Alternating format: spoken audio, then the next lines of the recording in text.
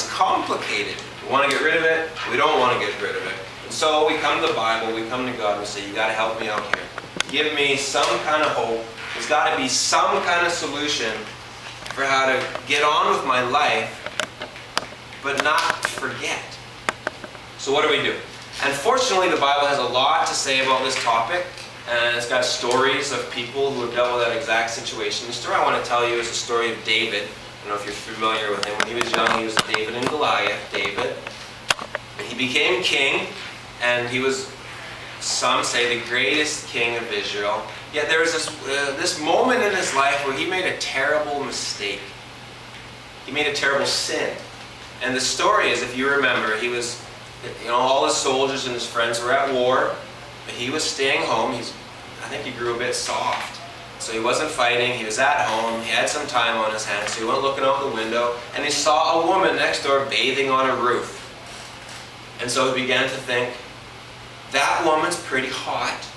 I would like her to come over. So he arranges for her to come over. She's married. She comes over. They sleep together, and then he sends her back home. He finds out pretty soon that she's pregnant because of it. So already, he's lusted after her. He's committed adultery on his wives, and she's committed adultery on her husband because of the king. Like, how do you say no to the king? And now there's a baby involved. And so David kind of scrambles around and goes, what am I going to do? I got to cover this up. Because he doesn't face this. No, he's like going to scramble around and make excuses, make mistakes, try and fix things. So to make a long story short, through a series of events, he arranges to have Bathsheba, that's her name, her husband killed in battle, so it looks like an accident. So he compounds his lust, his adultery, his fornication, compounds that with murder. So he dies, and then he can legitimately marry her, and it looks good. It looks like, oh, I'm taking care of, this widow. And then they get married, and then she's pregnant. It looks like, the pregnancy happened afterwards. And so it all kind of looks good, and he thinks he's gotten away with it, and he probably isn't too bothered by it. He's definitely not carrying this around with him at this point in the story, until his friend Nathan, who was a prophet, comes to him, tells him this gripping story. And again, to make a long story short, the point of the story was, David, you have tremendous guilt for what you've done. You've done a really wrong thing. It'd be wrong for everyone, but wrong for a king even more so. And David is taken out at the knees. He's cut to the quick. He picks this up. He finally faces it, and he starts carrying it around, and he's just overwhelmed by guilt.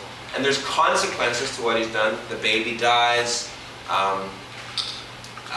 There's a split in his family. There's eventually a split in the kingdom. But David writes a song about how he's feeling at that moment when he picks this up and says, I'm going to own this. And we're going to look at that right now in Psalm 51, and we're going to see, in summary, what he says is, before we can disown this, which is what we want to do, before we can disown the guilt of our sin, we need to own it. And the first thing he says in his song is, have mercy on me, O God, according to your unfailing love. He puts himself in a position where he says, I have no excuses. I am at your total mercy. Fortunately, your love is unfailing and never ends. But I cannot stand alone. It's kind of like God is light, we're darkness. The only way for us to have a relationship with light is by the mercy of God. It's like, try swimming across the Pacific Ocean to Japan holding this rock with no flotation devices. It's impossible.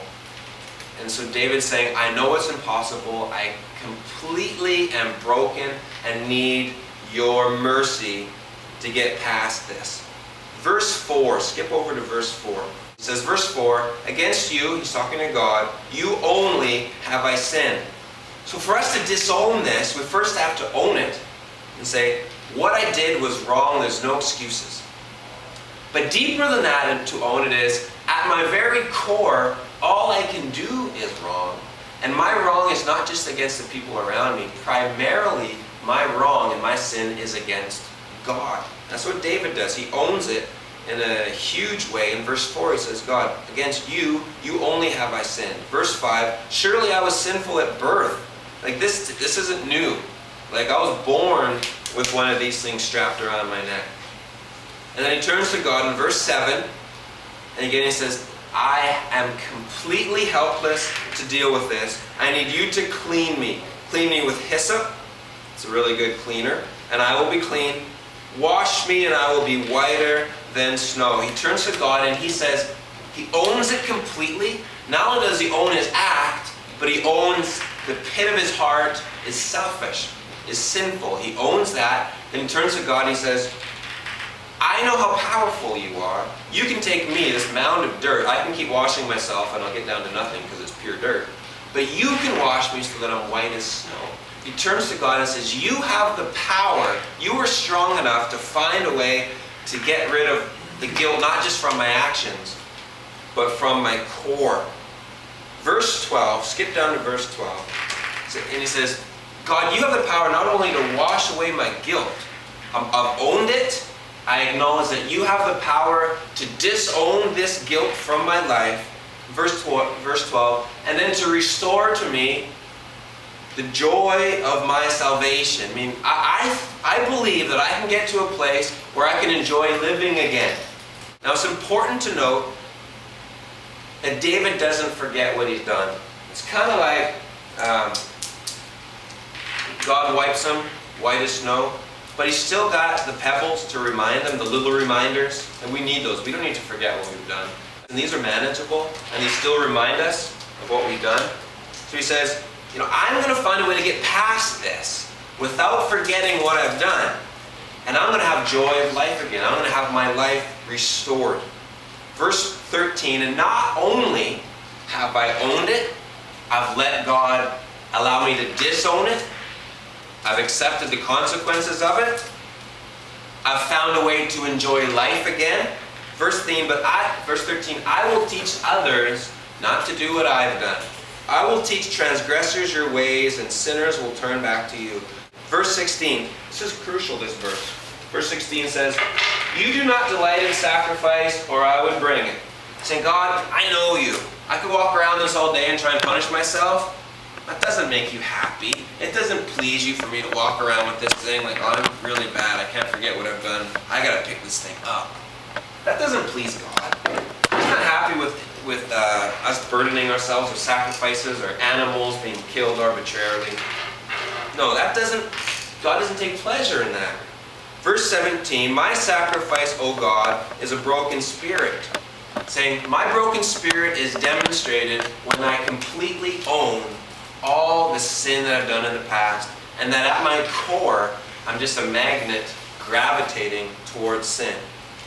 So that's kind of David's process of how he got past this, still held on to these, but found a way to enjoy life again and to teach others, not to learn from his mistakes, don't reinvent the wheel, and not to walk around with this because God's not happy when we walk around with this, because God has provided a way for us to get past it.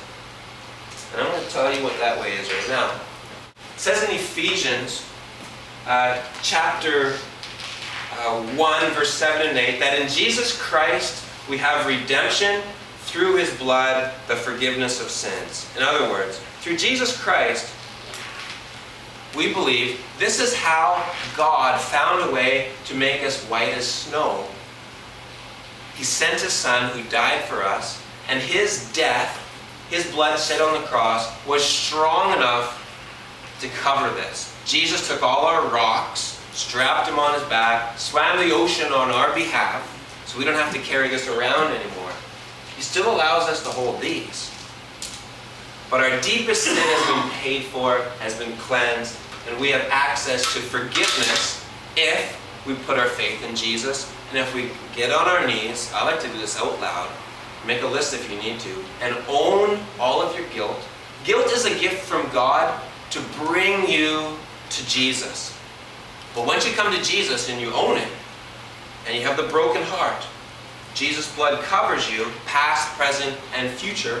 From that point on, there's no guilt for the believer. He took all of our rocks, swam the ocean, no more payment for us. We don't need to keep picking this thing up.